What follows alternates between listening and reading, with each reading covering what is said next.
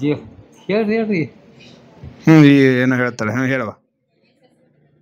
ಹಾಂ, NSS ಘಟಕದ ಬಗ್ಗೆ. ಆ NSS ಘಟಕದಾಗ ಭಾಳ ವಿಷಯಗಳು ಇರ್ತಾವ, ಹೌದಾ? ಹಾಂ, NSS. ಓಕೆ, ಕೊಡ್ರಿ. NSSದ ಕನ್ನಡ ಅರ್ಥ ಹೇಳ್ರಿ ಯಾರಾದರೂ ಒಬ್ಬರು. ಹಾಂ, ರಾಷ್ಟ್ರೀಯ ಸೇವಾ ಯೋಜನೆ. ಮೊದಲಿಗೆ ನಮಗೆ ಈ NSS ಒಳಗೆ ಮುಖ್ಯವಾಗಿ ಬಂದಿರೋದು ಫಸ್ಟ್ ಏನಂದ್ರೆ ರಾಷ್ಟ್ರ, ಹೌದಾ? ಸಂಸ್ಕೃತದಲ್ಲಿ ಒಂದು ಮಾತು ಬರ್ತೈತಿ, ಏನಂದ್ರೆ ಯಾವುದಕ್ಕೆ ನಾವು ಮಹತ್ವ ಕೊಡಬೇಕು ಅನ್ನೋದ್ರ ಅದನ್ನು ಹೇಳ್ಕೊಂತ ಅವರು ಹೇಳ್ತಾರೆ.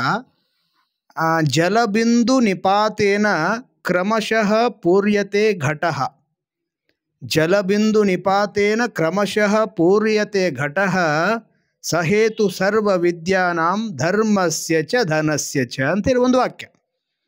ಯಾಕೆ ಈ ಶಬ್ದ ಹೇಳಿದೀವಿ ಅಂದರೆ, ಈ ವಾಕ್ಯ ಶ್ಲೋಕ ಯಾಕೆ ನಿಮಗೆ ಈ ಸಂದರ್ಭದೊಳಗೆ ಹೇಳಿದೀವಿ ಅಂದ್ರೆ, ರಾಷ್ಟ್ರ ಅಂದ್ರೆ ಇಷ್ಟಲ್ಲ, ಇಷ್ಟಲ್ಲ, ಇಷ್ಟಲ್ಲ.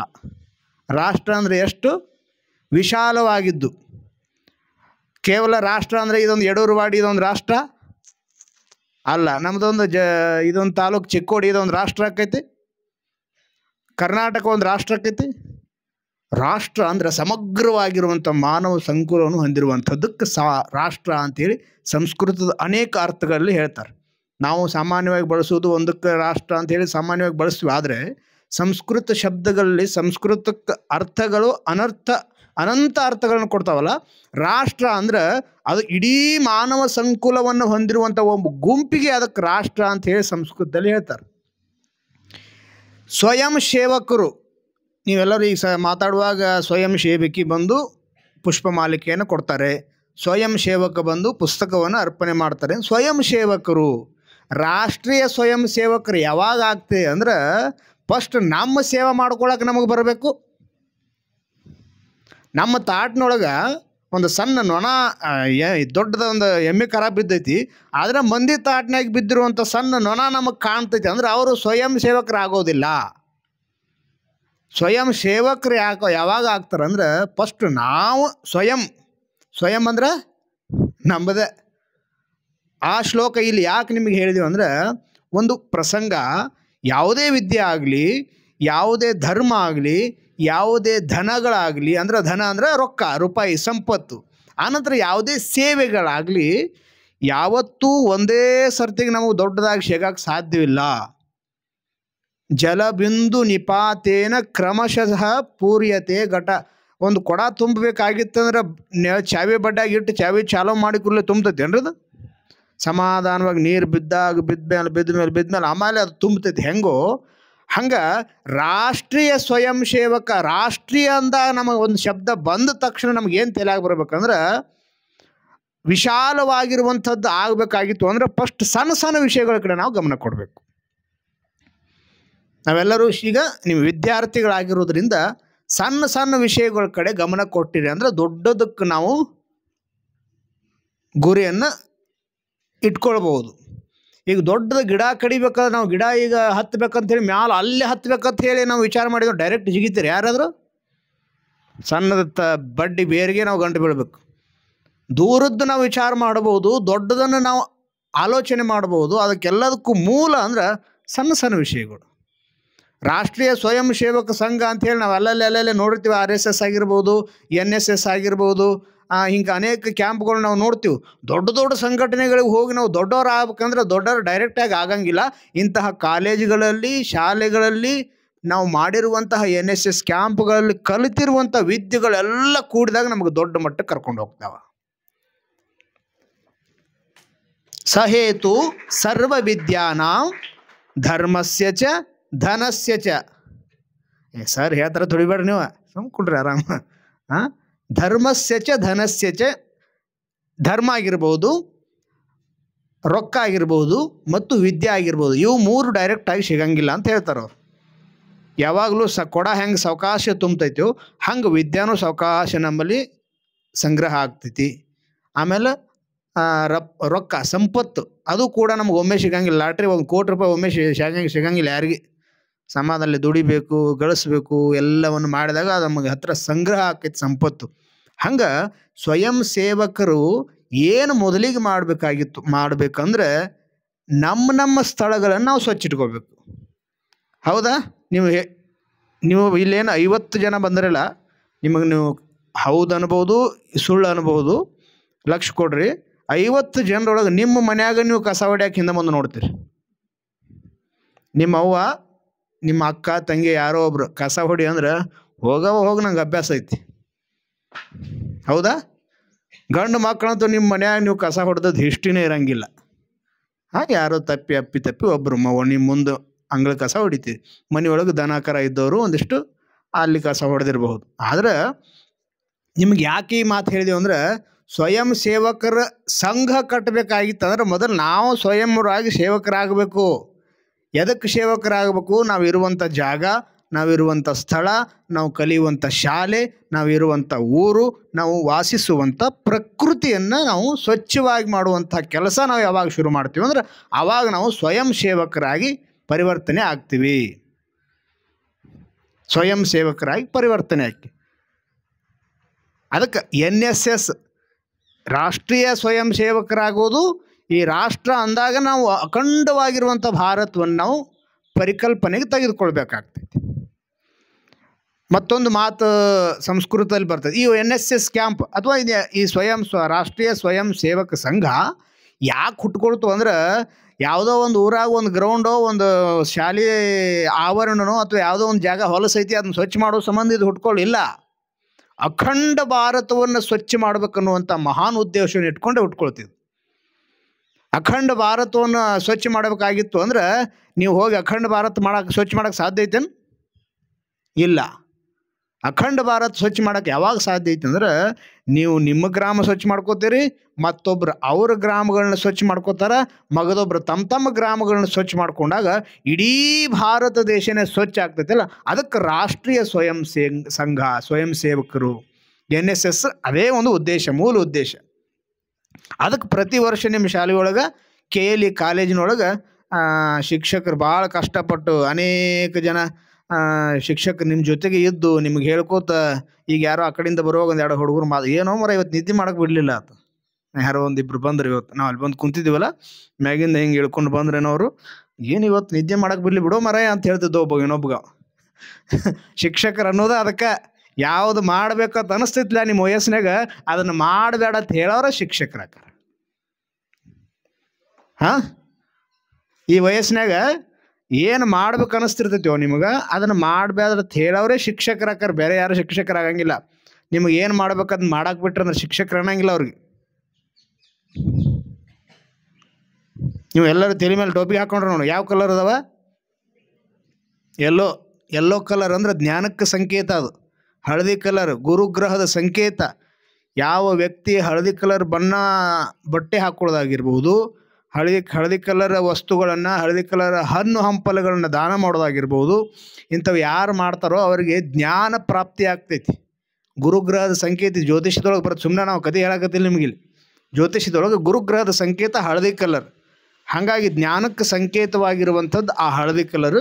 ನಿಮ್ಗೆಲ್ಲರಿಗೆ ತಲೆಗೆ ಯಾಕೆ ಆ ಹಳದಿ ಕಲರ್ ಹಾಕ್ಯಾರ ಅಂದ್ರೆ, ಮೊದಲು ತಲೆಯಾಗ ತುಂಬಲಿ ವಿದ್ಯೆ ಅಂತೇಳಿ ಆ ತಲೆ ಕಾಲ ಹಾಕ್ಯಾರ. ಹಳದಿ ಕಲರು ತಲೆಗೆ ಹಾಕ್ಯಾರ. ಅದಕ್ಕೆ ನಾವೆಲ್ಲರೂ ಏನು ಮಾಡ್ಬೇಕಾಗಿತ್ತು ಅಂದ್ರೆ, ತಲೆ ಒಳಗೆ ಫಸ್ಟ್ ಚಿಂತನೆಗಳನ್ನು ಸ್ವಚ್ಛ ಮಾಡ್ಕೊಳ್ಬೇಕು. ಸ್ವಯಂ ಸೇವಕರಾಗಬೇಕಾಗಿತ್ತಾರೆ ಫಸ್ಟ್ ತಲೆಯಾಗ ನಮ್ಗೆ ಸೇವಾ ಮನೋಭಾವನೆ ತುಂಬಬೇಕು. ನಮ್ಗೆ ಗೊತ್ತು, ಈಗೇನು ಹೇಳಿದ್ವಲ್ಲ, ನೀವು ಮನ್ಯಾಗ ಕಸ ಹೊಡೆಯಂಗಿಲ್ಲ, ನೀವು ಸೇವೆ ಮಾಡೋಕ್ಕೆ ಸಾಧ್ಯನೇ ಇಲ್ಲ, ನಿಮ್ಮ ಮನ್ಯಾಗ ಮಾಡಂಗಿಲ್ಲ, ಗೊತ್ತೈತೆ ನಮಗೆ. ಆದ್ರೆ ಗ್ರಾಮ ಒಂದಾಗಿರಬಹುದು, ಸಮಾಜ ಒಂದಾಗಿರಬಹುದು, ಪ್ರಕೃತಿಯ ಮಡಿಲಲ್ಲಿರುವಂಥ ಕೆಟ್ಟ ಕಸಗಳನ್ನ ತೆಗೆದು ಹಾಕೋದು ನಿಮ್ಮ ಕೆಲಸ. ಯುವಕರಿಂದ ಆಗಲ್ಲದ ಜಗತ್ತಿನಾಗ ಯಾವುದೂ ಇಲ್ಲ. ಯುವಕರಿಂದ ಸಾಧ್ಯವಾಗಲಾರದು ಜಗತ್ತಿನಾಗ ಇಲ್ಲ ಅಂತ ಹೇಳ್ತಾರೆ. ಅಭಿವಂದನಶೀಲಸ್ಯ ನಿತ್ಯಂ ವೃದ್ಧೋಪಸೇವಿನಃ ಚತ್ವಾರಿ ತಸ್ಯ ವರ್ಧಂತೆ ಆಯುರ್ವಿದ್ಯಾ ಯಶೋಬಲಂ. ಯಾರು ನಿಷ್ಠೆಯಿಂದ ಮನಸ್ಸಿನಲ್ಲಿ ಯಾವುದೇ ಕೆಟ್ಟ ಯೋಚನೆಗಳು ಇಲ್ಲದೆ ಸಮಾಜ ಸೇವೆ ಆಗಿರಬಹುದು, ಪ್ರಕೃತಿಯ ಸಂರಕ್ಷಣೆ ಆಗಿರಬಹುದು, ಗಿಡಗಳನ್ನು ಬೆಳೆಸುವುದು ಮತ್ತು ಗಿಡಗಳ ಆರೈಕೆ ಮಾಡುವುದಾಗಿರಬಹುದು, ಮತ್ತು ವೃದ್ಧರ ಸೇವೆ ಮಾಡುವುದಾಗಿರಬಹುದು, ಆನಂತರ ರೋಗಿಗಳ ಸೇವೆ ಮಾಡುವುದಾಗಿರ್ಬೋದು. ಇವೆಲ್ಲ ಸೇವೆದ ಕೆಳಗೆ ಬರ್ತಾವೆ. ರಾಷ್ಟ್ರೀಯ ಸ್ವಯಂ ಸೇವಕರಂದಾಗ ಇವೆಲ್ಲ ಸೇವೆಗಳ ಬಗ್ಗೆ ನಾವು ಫಸ್ಟ್ ತಿಳ್ಕೊಳ್ಬೇಕು. ಇವೆಲ್ಲ ಸೇವೆಗಳು.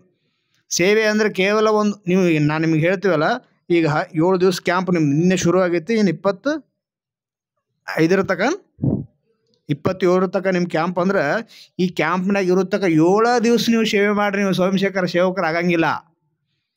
7 ದಿವಸ ಅಷ್ಟೇ ನೀವು ಸೇವೆ ಮಾಡಿ ಕಸ ಹೊಡೆದು ಅಲ್ಲಿ ಸ್ವಚ್ಛ ಮಾಡಿ ಮತ್ತೆ ಕಾಲೇಜಿಗೆ ಹೋಗಿ ಜೈ ಹಿಂದ್ ಅಂದ್ರೆ ಅದು ಸ್ವಯಂ ಸೇವಕರು ಆಗಂಗಿಲ್ಲ. ಸ್ವಯಂ ಸೇವಕರು ಅಂದ್ರೆ ನಿಮ್ಮ ರಕ್ತದೊಳಗೆ ಆ ಗುಣ ಇರಬೇಕು.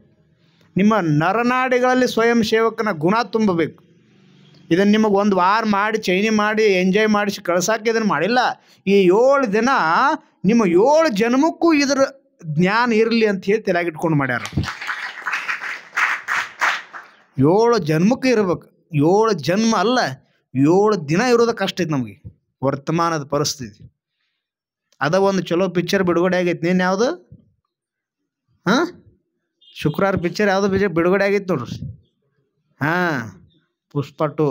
ಅದ್ರಾಗಿನ ಒಂದು ಹಾಡ ಹೇಳ್ರಿ ನೀವು, ದಂಡಿಡ್ ಲಾಸ್ಟ್ ತನಕ ಹೇಳ್ತಾರೆ. ಸಹಜ ಅದ, ಪ್ರಕೃತಿ ನಿಯಮ ಅದು. ನೀವೆಲ್ಲರೂ ಯುವಕರಾಗಿರೋದ್ರಿಂದ ಅದು ಶ್ಲೋಕ ನಿಮಗೆ ಯಾಕೆ ಹೇಳಿದ್ವಿ ಅಂದರೆ, ಯುವಕರು ಇರೋದ್ರಿಂದ ನಾವು ಜೀವನದೊಳಗೆ ಸೇವೆಯನ್ನು ಮಾಡೋದ್ರಿಂದ ಚತ್ವಾರಿ ತಸ್ಯ ವರ್ಧಂತೆ. ಯಾಕೆ ಸೇವೆ ಮಾಡಬೇಕು? ಸೇವೆ ಮಾಡಬೇಕು, ಸ್ವಚ್ಛ ಮಾಡಬೇಕು, ಸ್ವಯಂ ಸೇವಕರಾಗಬೇಕು, ಒಂದು ದೀಕ್ಷೆ ತೊಗೊಳ್ಬೇಕು. ನಾ ಯಾವತ್ತು ನಿತ್ಯನೂ ಕೂಡ ಸೇವೆ ಮಾಡ್ತಾ ಪ್ರಮಾಣ ಮಾಡ್ತೀರಿ, ಎಲ್ಲ ಮಾಡ್ತೀರಿ. ಆದ್ರೆ ಯಾಕೆ ಮಾಡಬೇಕು ಅನ್ನೋದನ್ನು ಒಂದಿಷ್ಟು ನೀವು ತಿಳ್ಕೊಂಡ್ರಿ ಅಂದ್ರೆ ಅದು ಸಾರ್ಥಕ ಆಕೈತಿ ಮಾಡಿದ್ದು. ಯಾವುದೇ ಕೆಲಸ ಆಗಿರ್ಬೋದು, ಏನಾಗಿರ್ಬೋದು, ನೀವು ಯಾಕೆ ಮಾಡಕತ್ತೀರಿ ಅನ್ನೋದನ್ನು ತಿಳ್ಕೊಳ್ಬೇಕು. ಸೊ ಈ ಸೇವೆ ಯಾಕೆ ಮಾಡಕತ್ತೀರಿ? ಸೇವೆ ಮಾಡಿದರೆ ಏನು ಫಲ ಸಿಗ್ತೈತಿ? ಈಗ ನೀವು ಸೇವೆ ಮಾಡಿದ್ರಿ, ಈಗ ಬೆಳಗ್ಗೆ ಎದ್ದು ಯಾವುದೋ ಒಂದು ವಾಲಿಬಾಲ್ ಗ್ರೌಂಡ್ ಕುಲ್ಲ ಮಾಡಿದ್ರಿ, ಸ್ವಚ್ಛ ಮಾಡಿದ್ರಿ, ಅಲ್ಲಿ ನಾಳೆ ಬಂದು ಯಾರೋ ಒಂದಿಷ್ಟು ಜನ ಆಡ್ತಾರೆ, ಅವ್ರಿಗೆ ಆಡೋರು ಚಲೋ ಮಾಡ್ಯಾರಪ್ಪ, ಕೇಳಿ ಕಾಲಿ ಹುಡುಗರು ಚಲೋ ಮಾಡ್ಯಾರ ಅಂತ ಹೇಳಿ ನಿಮಗೆ ಒಂದು 4 ಮಾತು ಹೇಳ್ತಾರೆ. ಓಕೆ, ನಿಮಗೇನು ಫಲ ಅದರಿಂದ? ಚತ್ವಾರಿ ತಸ್ಯ ವರ್ಧಂತೆ. ಅವರು ನೀವು ಸ್ವಚ್ಛ ಮಾಡಿದ್ರಿ, ಮತ್ತಿನ್ನೂ ಒಂದು ವಾರ ಬಿಟ್ಟು ಬಂದು ನೋಡ್ರಿ, ಮತ್ತೆ ಅದು ಹಂಗೆ ಹೊಲಸಾಗಿರ್ತೈತಿ. ಯಾಕಂದ್ರೆ ಸ್ವಯಂ ಸೇವಕರು ನೀವು ಚಿಕ್ಕೋಡೆ ಇದು ಸಿರುಗುಪ್ಪೆ ಅವ್ರು ಅಷ್ಟೇ ಇರ್ತೀರಿ. ಈ ಊರಾಗ ಯಾರು ಇರಂಗಿಲ್ಲ.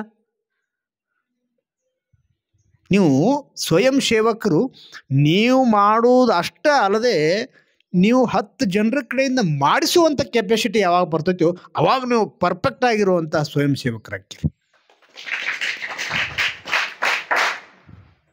ಪರ್ಫೆಕ್ಟ್ ಆಗಿರುವಂಥ ಸ್ವಯಂ ಸೇವಕರು ಅವಾಗ ಆಗ್ತೀರಿ. ಚತ್ವಾರಿ ತಸ್ಯ ವರ್ಧಂತೆ. ಯಾರು ಸೇವೆ ಮಾಡ್ತಾರೋ, ಯಾವ ವೃದ್ಧರ ಸೇವೆ ಮಾಡ್ತಾರೋ, ಯಾರು ರೋಗಿಗಳ ಸೇವೆ ಮಾಡ್ತಾರೋ, ಯಾರು ತಂದೆ ತಾಯಿಗಳ ಸೇವೆ ಮಾಡ್ತಾರೋ, ಅಭಿವಂದನಶೀಲಸ್ಯ. ಅದು ಹೇಳ್ತಾರೆ. ಬಿಟ್ಟಿ ಬೇಸರಿಕೆಲೆ ಮಾಡೋದಲ್ಲ, ಸರ್ಗಳು ಬಡ್ಗಿ ತೊಗೊಂಡು ಬಡ್ತಾರಂತ ಹೇಳಿ ಸೇವೆ ಮಾಡೋದಲ್ಲ, ಸರ್ ಬೇಯ್ತಾರಂತ ಹೇಳಿ ಸೇವೆ ಮಾಡೋದಲ್ಲ. ಎಷ್ಟೋ ಜನ ಕೆಲಸ ಮಾಡಕ್ಕೆ ಕಸ ಹೊಡ್ಯಾಗ ನೋಡ್ತಿರ್ತೀರಿ, ನಾವು ನೋಡಿಲ್ಕ್ರೆ ಹೇಳ್ತೀವಿ. ಸರ್ ಬಂದ್ರಂದ್ರೆ ಅಟ್ಟ ಬಗ್ಗುದು ಹಿಂಗೆ.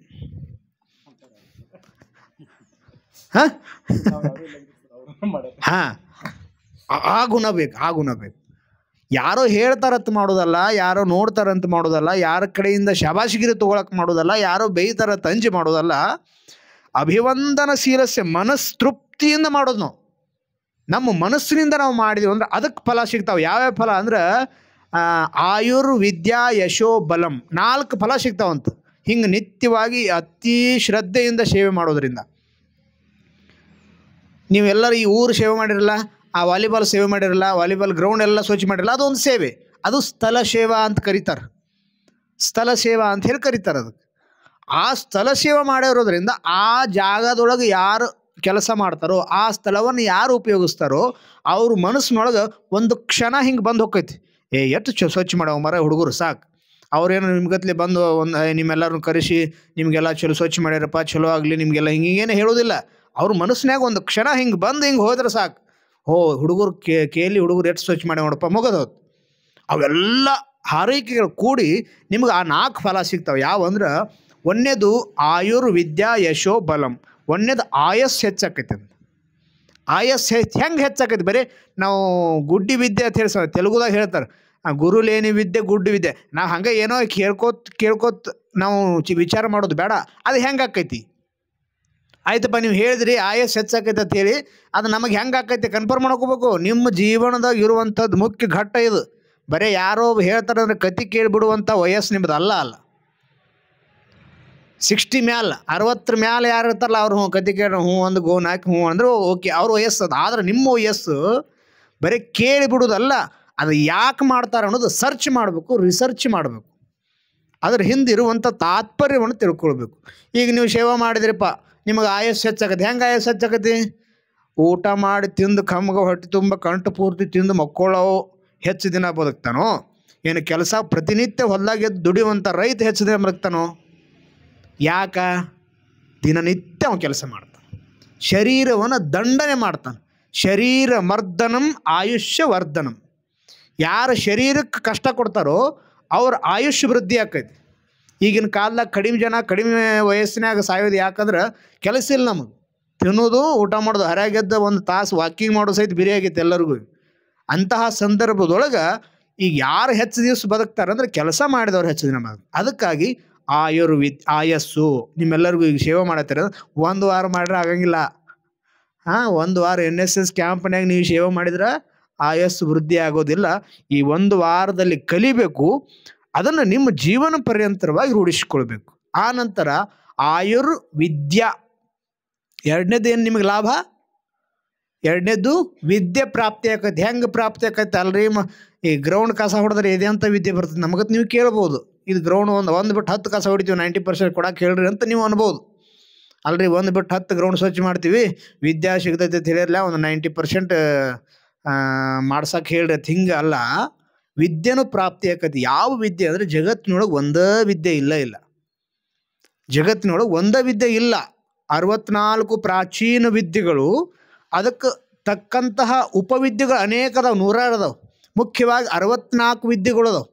ಗೊತ್ತಾ 64 ವಿದ್ಯೆ? ಕೇಳಿರಿ: ವೇದ, ವೇದಾಂಗೇತಿಹಾಸ, ಆಗಮ, ನ್ಯಾಯ, ಕಾವ್ಯ, ಅಲಂಕಾರ, ನಾಟಕ, ಗಾನ, ಕವಿತ್ವ, ಕಾಮಶಾಸ್ತ್ರ, ದ್ಯೂತ, ನೈಪುಣ್ಯ, ದೇಶ ಭಾಷಾ ಜ್ಞಾನ, ಲಿಪಿಕರ್ಮ, ವಾಚನ, ಸಮಸ್ತಾವಧಾನ, ಸ್ವರಶಾಸ್ತ್ರ, ಶಕುನ, ರತ್ನ ಪರೀಕ್ಷಾ, ಅಶ್ವಲಕ್ಷಣ, ಗಜಲಕ್ಷಣ, ಮಲ್ಲವಿದ್ಯಾ, ಪಾಕಕರ್ಮ, ದೋಹಳ, ಗಂಧವಾದ, ಧಾತುವಾದ, ಖನಿವಾದ, ರಸವಾದ, ಅಗ್ನಿಸ್ತಂಭ, ಜಲಸ್ತಂಭ, ವಾಯುಸ್ತಂಭ, ವಶ್ಯಾಕರ್ಷಣ, ಮೋಹನ, ವಿದ್ವೇಷನೋಚ್ಚಾಟನ, ಮಾರಣ, ಕಾಲವಂಚನ, ವಾಣಿಜ್ಯ, ಪಾಶುಪಾಲ್ಯ, ಕೃಸ್ಯಾಸವ, ಕರ್ಮ, ಲಾವಕ, ಯುದ್ಧ, ಮೃಗಯ, ರತಿಕೌಶಲ, ವಸ್ಯಕರಣಿ, ದ್ಯೂತಕರಣಿ, ಚಿತ್ರ, ಲೋಹ, ಪಾಷಾಣ, ಮೃದ್ದಾರುವೇನು, ಚರ್ಮಾಂಬರ, ಕ್ರಿಯಾ, ಚೌರ್ಯೌಷಧ ಸಿದ್ಧಿ, ಮಂತ್ರಸಿದ್ಧಿ, ಸ್ವರವಂಚನ, ದೃಷ್ಟಿವಂಚನಾಂಜನ, ಜಲಪ್ಲವನ, ವಾಕ್ಸಿದ್ಧಿ, ಗುಟಿಕಾ ಸಿದ್ಧಿ, ಪಾದುಕಾ ಸಿದ್ಧಿ, ಇಂದ್ರಜಾಲ, ಮಹೇಂದ್ರ ಜಾಲಾದಿ 64 ವಿದ್ಯೆಗಳು. ಈ 64 ವಿದ್ಯೆಗಳಲ್ಲಿ ಒಂದೊಂದು ವಿದ್ಯೆಗಳಿಗೆ ಮತ್ತೆ ಸಿಕ್ಕಾಪಟ್ಟೆ ಉಪವಿದ್ಯೆಗಳು ಅಂತ ಹೇಳಿ ಇರ್ತಾವೆ. ಯಾಕೆ ನಿಮಗೆ ಈ 64 ವಿದ್ಯೆಗಳು ಯಾಕೆ ಹೇಳಿದೀವಿ ಅಂದ್ರೆ, ನಿಮಗೆ ಯಾವ ರೀತಿ ವಿದ್ಯೆ ಪ್ರಾಪ್ತಿ ಆಕೈತಿ. ಎರಡನೇದು ಆ ಶ್ಲೋಕದೊಳಗೆ ಏನು ಹೇಳ್ತಾರೆ ಅವರು? ಒಂದನೇದು ಸೇವೆ ಮಾಡೋದ್ರಿಂದ ಆಯಸ್ಸು ವೃದ್ಧಿ ಆಗ್ತೈತಿ, ಎರಡನೇದು ವಿದ್ಯಾ ಪ್ರಾಪ್ತಿ ಆಕೈತಿ. ಯಾವ ವಿದ್ಯೆ ಅಂದ್ರೆ ಬರೀ ಜೀವನದೊಳಗೆ ನಾವು ಸಿಲೆಬಸ್ನಾಗಿರುವಂಥದ್ದು ಮಾತ್ರ ವಿದ್ಯೆ ಅಲ್ಲ. ನೀವು ಶಾಲೆ ಕಲಿಯುವಂಥದ್ದು 1 ವರ್ಷ 2 ವರ್ಷ ಡಿಗ್ರಿ ಮುಗಿದು ಹೋಯ್ತು, ನಿಮ್ಗೆ ಹೊಳ್ಳಿ ಆ ಬುಕ್ ನೋಡ್ರಿ ನಿಮ್ಗೆ ತಲೆ ಕಟ್ತೈತಿ. ಈಗೇನು ನೀವು ಅಭ್ಯಾಸ ಮಾಡ್ತಿರ್ತೀರೋ ಅಷ್ಟು ಮಾತ್ರ ಈಗ 1 ವರ್ಷ 2 ವರ್ಷ ಕಲಿತೀರಿ, ಓಕೆ. ಆದರೆ ಇಂಥ ವಿದ್ಯೆ ಸಿಗ್ತೈತಲ್ಲ, ಸಾಯು ತನಕ ಮರಿಲಾರ್ದಂಥ ವಿದ್ಯೆ ನಮಗೆ ಸಿಗ್ತೈತಿ ಸೇವೆ ಮಾಡೋದ್ರಿಂದ. ಯಾಕಂದ್ರೆ ಸೇವೆ ಮಾಡೋದ್ರಿಂದ ನಮ್ಮ ಮನಸ್ಸಿನಲ್ಲಿ ಇನ್ನೊಬ್ರಿಗೆ ಉಪಕಾರ ಮಾಡಬೇಕು, ಸಮಾಜಕ್ಕೆ ಒಳ್ಳೇದು ಮಾಡಬೇಕು ಅನ್ನುವಂತಹ ಉಪಕಾರದ ಗುಣ ಬೆಳೀತೈತಿಲ್ಲ, ಅದು ಕೂಡ ನಮಗೆ ಶ್ರೇಷ್ಠವಾಗಿರುವಂಥದ್ದು ಒಂದು ವಿದ್ಯೆ. ಅದಕ್ಕೆ ಈ ಸೇವೆ ಮಾಡೋದ್ರಿಂದ ಅಂತಹ ಗುಣಗಳು ನಮಗೆ ಪ್ರಾಪ್ತಿ ಆಕ್ಕವು. ಯಾಕಂದ್ರೆ ನಾವು ನೀವೆಲ್ಲರೂ ಏನು ಬಡವ್ರ ಮಕ್ಕಳೇ ಇರೋಂಗಿಲ್ಲ, ಎಲ್ಲರೂ ಶ್ರೀಮಂತರ ಮಕ್ಕಳೇ ಇರೋಂಗಿಲ್ಲ. ಕೆಲವೊಬ್ಬರೆಲ್ಲ ಶ್ರೀಮಂತರ ಮಕ್ಕಳು ಇರ್ತೀರಿ, ನೀವು ಅಗದಿ ಹೈಫೈ ಬೆಳೆದಿರ್ತೀರಲ್ಲ, ಅಂಥವ್ರಿಗೆ ಕೂಡ ಇಲ್ಲಿ NSS ಕ್ಯಾಂಪ್ ನಮಗೆ ಕೆಲಸ ಮಾಡೋಕೆ ಹಚ್ತಾರೆ. ಅಂದ್ರೆ ಅಲ್ಲಿ ನಿಮಗೆ ಕೆಲವೊಂದು ವಿಷಯಗಳು ಗೊತ್ತಿರ್ತಾವೆ. ಒಂದು ಪಿಕ್ಚರ್ ನೋಡಿರಿ, ಯಾವುದಂದ್ರೆ ಪುನೀತ್ ರಾಜ್ಕುಮಾರ್ ಅಂತ.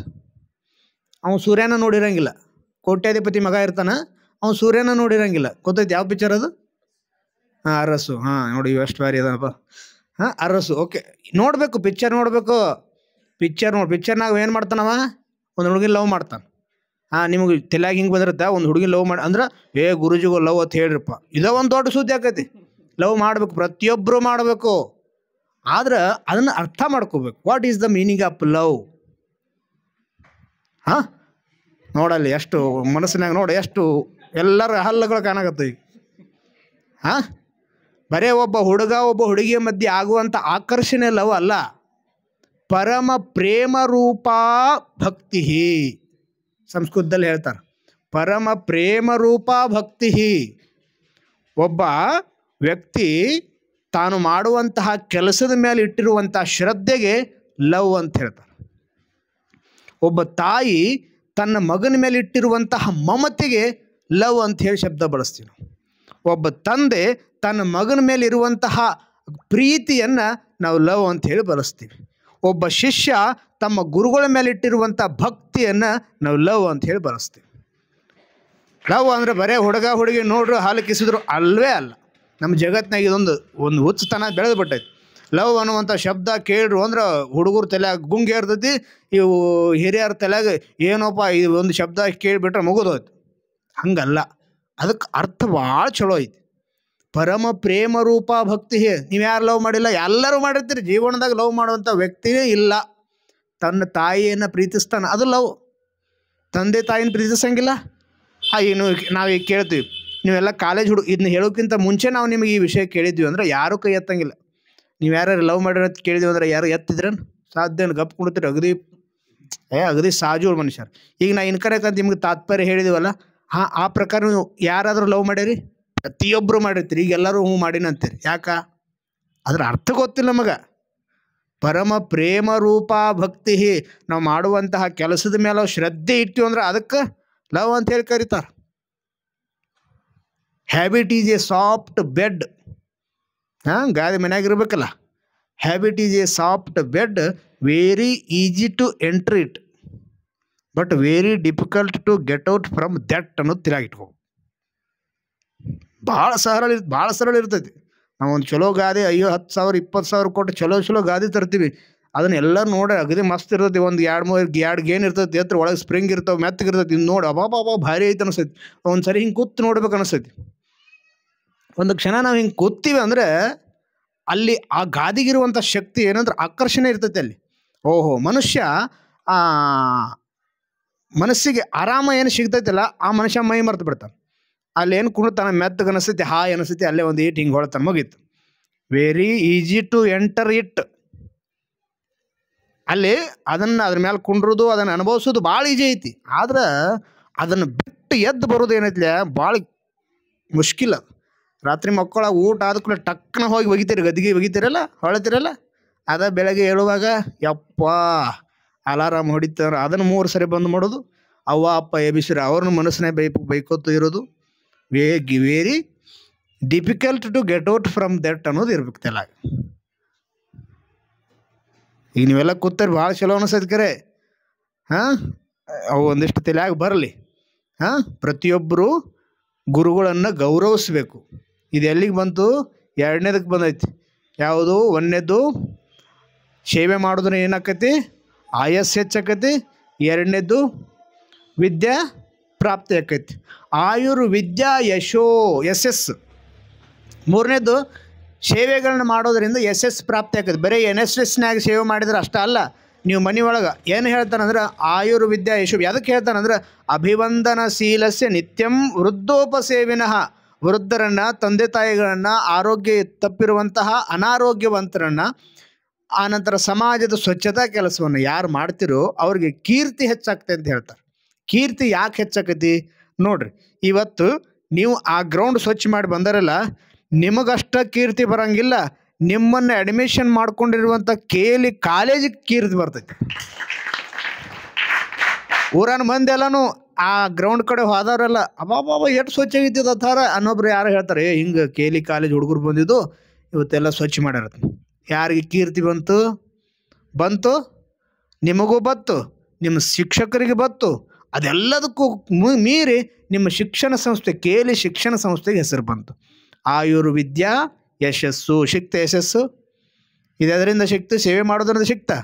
ಮುಂದೆ ಲಾಸ್ಟ್ ಇನ್ನೊಂದು ವಿದ್ಯಾ ಯಶೋ ಬಲಂ.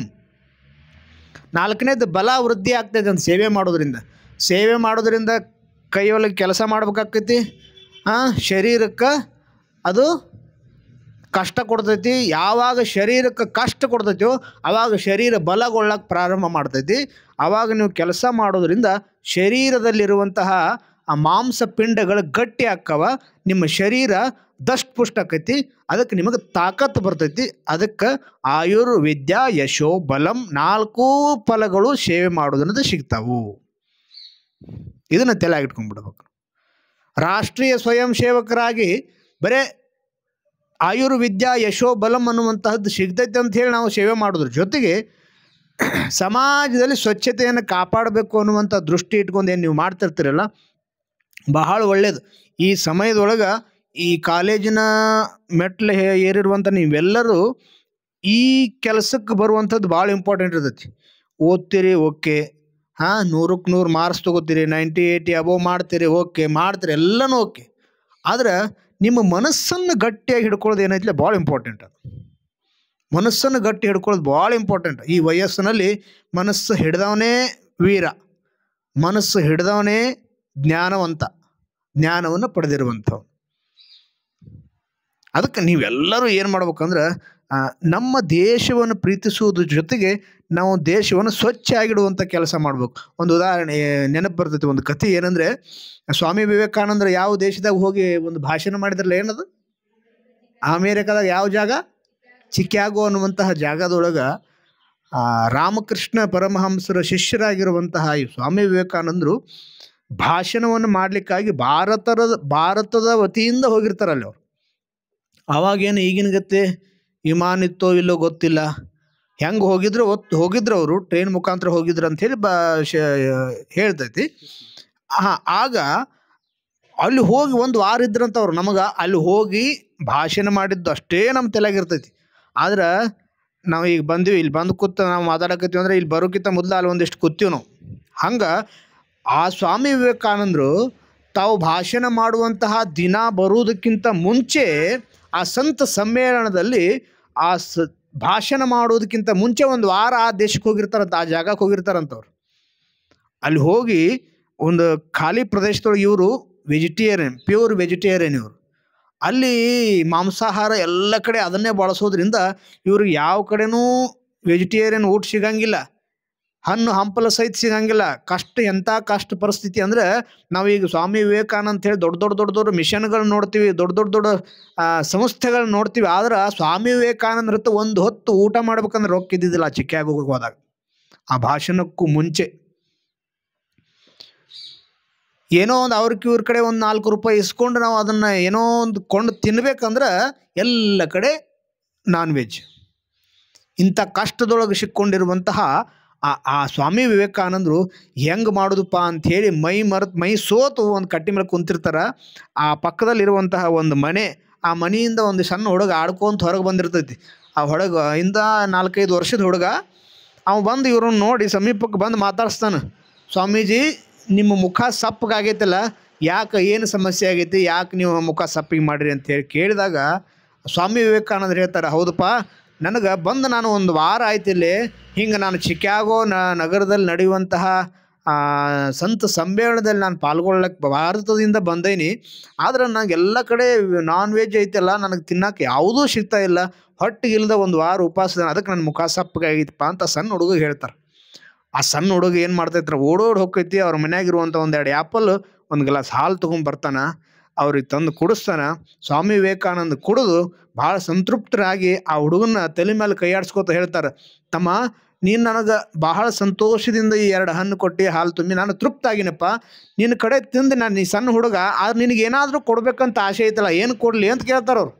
ತಮ್ಮ ಹಂತಕ್ಕೆ ಕೊಡಾಕ ರೊಕ್ಕಿಲ್ಲ, ಆದರೂ ಸಹಿತ ಕೇಳ್ತಾರೆ. ಯಾಕೆ ಕೇಳ್ತಾರೆ ಅಂದ್ರೆ, ಆ ಹುಡುಗ ಏನು ಕೇಳ್ಬೋದು, ನಿಮ್ಮ ಹುಡುಗರಾಗಿದ್ದು ಅಂದ್ರೆ, ಸಣ್ಣಾಗಿದ್ದೀವಿ ಅಂದ್ರೆ ಏನು ಕೇಳ್ತಿದ್ವಿ, 1-2 ರೂಪಾಯಿ ಕೊಡ್ರಿ, 1 ಚಾಕ್ಲೇಟ್ ತೊಗೋತನು, ಅಂಗಡಿಯಾಗ ಬಂದು 1-2 ಪಾಪಡಿ ಕೊಡಿಸ್ರಿ, ಏನೋ ಕೇಳ್ತೀವಿ. ಆದರೂ ಇಂಥದ್ದು ಕೇಳಿದಲ್ಲ. ಅಮೇರಿಕಾ ದೇಶದ ಹುಡುಗದು, ಸ್ವಾಮೀಜಿ ನೀವು ನನಗೆ ಕೊಡಬೇಕಾಗಿತ್ತು ಅಂದ್ರೆ ಏನನ್ನು ಕೊಡಬೇಡ್ರಿ, ಅಮೇರಿಕಕ್ಕೆ ಬಂದ 1 ವಾರ ಉಪವಾಸ ಇದ್ನಿ ಅನ್ನುವಂಥ ವಿಷಯ ಹೋಗಿ ನಿಮ್ಮ ದೇಶದಾಗ ಹೇಳಬೇಡ್ರಿ ಅಂತ ಹೇಳಿದ. ಎಷ್ಟು ದೇಶದ ಬಗ್ಗೆ ಅಭಿಮಾನವಾಗ, ತನ್ನ ದೇಶದ ಬಗ್ಗೆ ಎಷ್ಟು ಹೆಮ್ಮೆ ಇರಬೇಕು.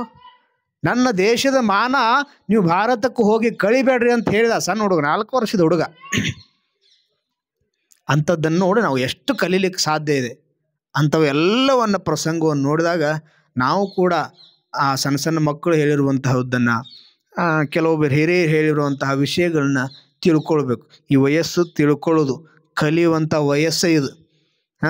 ಈ ಗಿಡ ಬಗ್ಸಕ್ಕೆ ಸಾಧ್ಯನೇ ಇಲ್ಲ. ನಾವು ಗಿಡ ಬಗ್ಗಿಸ್ತೀವಿ, ಇದನ್ನು ಜಗ್ ಹಿಂಗೆ ಇದ್ರ ಮೇಲೆ ಕೆಡು ಅಂದ್ರೆ ಕೆಡೋಕೆ ಸಾಧ್ಯತೆ ಮುರಿದೋಗ್ಬಿಡ್ತೈತಿ. ಅದೇ ಈ ಗಿಡ ಬಗ್ಗಿಸಿ ಹಿಂಗೆ ಮಾಡಿ ಒಂದು ವಂಕ್ ಬೆಂಟ್ ಪೈಪ್ ಮಾಡಿ ಹಿಂಗೆ ಕಟ್ಟಿದ್ದೀವಿ ಅಂದ್ರೆ ಇನ್ನು 2 ವರ್ಷಕ್ಕೆ ಅದು ಹಿಂಗಾಗಿ ನಿಂತಿರ್ತೈತಿ. ನೀವೆಲ್ಲರೂ ಈ ಸ್ಟೇಜ್ನಾಗ ಅದೀರಿ. ನಿಮಗೆ ಬೈತಾರೆ, ಹೊಡಿತಾರೆ, ನಿಮ್ಮ ಮನಸ್ಸು ಹೆಂಗಿರ್ತೈತಿ ಗೊತ್ತೇನು? ನಾವು ನಿಮ್ಮ ಏಜ್ ದಾಟೆ ಬಂದವ್ರು ಇದೀರಿ. ಅದು ಇಲ್ಲೆಲ್ಲ ಇದ್ದವರೆಲ್ಲರೂ ಈ ಏಜ್ ದಾಟೆ ಬಂದಿರ್ತಾರೆ. ಯಾಕೆ ಹೇಳ್ತಾರೆ ಅಂದ್ರೆ, ಆ ಏಜ್ನಾಗ ಇದ್ದಾಗ ನಾವೇನು ಹೇಳಾಕತ್ತಿಲ್ಲ ನಿಮ್ಗೆ, ನೀವು ಮನಸ್ಸಿನಾಗ ಸುಮ್ಮನೆ ಕೇಳ್ತಿರ್ತೀರಿ.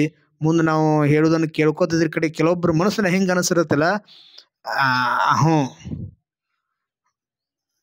ಅದು ಬೇರೆನ ವಿಚಾರ ಇರ್ತಾವೆ ಮನಸ್ಸಿನಾಗ. ಇವರು ಹೇಳ್ತಾರೆ ಕರೆ ಅದಕ್ಕೆ ಕಡೆ ಲಕ್ಷ್ಯ ಕೊಟ್ಟು ಕೇಳುವಂಥದ್ದು ಒಂದಾದರೆ ಅದಕ್ಕೆ ವಿತಂಡವಾದವನ್ನು ಮಾಡುವಂಥ ಕೆಪಾಸಿಟಿ ಅಂದ್ರೆ ಆ ಒಂದು ವಯಸ್ಸಿನಾಗ ನೀವೆಲ್ಲ ಇರ್ತೀರಿ. ಪ್ರತಿಯೊಬ್ಬರು ಅದನ್ನೇ ನಾವು ಲಕ್ಷ್ಯ ಕೊಟ್ಟು ಮಾಡೋದ್ರ ಜೊತೆಗೆ ಆ ಹೇಳುವಂತಹದ್ರಲ್ಲಿ ವಿತಂಡವನ್ನು ಕಲ್ಪಿಸುವಂತಹ ಬುದ್ಧಿ ಈ ವಯಸ್ಸಿನಲ್ಲಿ ಇರ್ತೈತಿ. ಈ ವಯಸ್ಸಿನಲ್ಲಿ ಇದ್ದರೂ ಸಹಿತ ನಿಮ್ಮ ಶಿಕ್ಷಕರು ಏನು ಮಾಡತ್ತಾರಂದ್ರೆ ನಿಮ್ಮೆಲ್ಲರನ್ನೂ ಗೋಳೆ ಹಾಕಿ ಈ ವಯಸ್ಸಿನ ಹುಡುಗರು ಹಿಡಿಯೋದು ಭಾಳ ಕಷ್ಟ ಐತಿ. ಸಣ್ಣ ಹುಡುಗರು 7ನೇ ತನಕ ಹುಡುಗರು ಇದ್ದು ಅಂದ್ರೆ ಅವ್ರನ್ನ ಕಡ್ಕೊಂಬರ್ಬೋದು. ಒಂದು ಕಪಾಳಿಗೆ ಒಂದು ಹೊಡೆದು ಕುಂಡಿಸ್ಬೋದು, ಕುಂಡ್ರಲಿ ಕಲಿ ಹುಡುಗ. ಆದರೆ ನಿಮ್ಮನ್ನು ಹಿಡಿಯೋದು ಭಾಳ ಕಷ್ಟ ಐತಿ. ಅದು ನಿಮಗೆ ಯಾರಿಗೆ ಗೊತ್ತಾಗಲ್ಲ, ಇವ್ರಿಗೆ ಗೊತ್ತಾಕೈತಿ. ಅದಕ್ಕೆ ನಿಮ್ಮಂಥ ಹುಡುಗರನ್ನು ಹಿಡಿದು ಅವ್ರು ಪಾಠ ಕಲಿಸೋದು ಅಂದ್ರೆ ಅವ್ರದ್ದು ಬಹಳ ಕಷ್ಟವಾಗಿರುವಂತಹ ಪರಿಸ್ಥಿತಿ. ನಾವು ಕೂಡ ಆ ಒಂದು ಸ್ಥಾನದೊಳಗೆ ಇದ್ದುದ್ರಿಂದನೇ ನಮ್ಗೆ ಅದು ಇದನ್ನು ಗೊತ್ತಾಗೈತಿ. ನಾವು ಕಲಿಯೊಳಗೆ ನಾವು ನಿಮ್ಗತ್ಲಿ ಕಲ್ತಿಲ್ಲ. ನಾವು ಗುರುಕುಲ ಪದ್ಧತಿಯಲ್ಲಿ ಕಲ್ತೀವಿ. ನಾವು ಗುರುಕುಲ ಕಾಡಿನೊಳಗೆ ಶಿಕ್ಷಣ ಹೆಂಗಿರ್ತೈತೆ ಹಳಿ ಕಾಲದೊಳಗೆ ಆ ಪದ್ಧತಿಯೊಳಗೆ ನಾವು ಕಲಿತಿರೋದ್ರಿಂದ ನಮಗೂ ಕೂಡ ಅದರ ಅನುಭವ ಐತಿ. ಈ ಸಂದರ್ಭದೊಳಗೆ ಯಾವರಿಗೆ ಯಾವುದು ಬೇಕಲ್ಲ ಅದನ್ನು ಕೊಡಬೇಕು.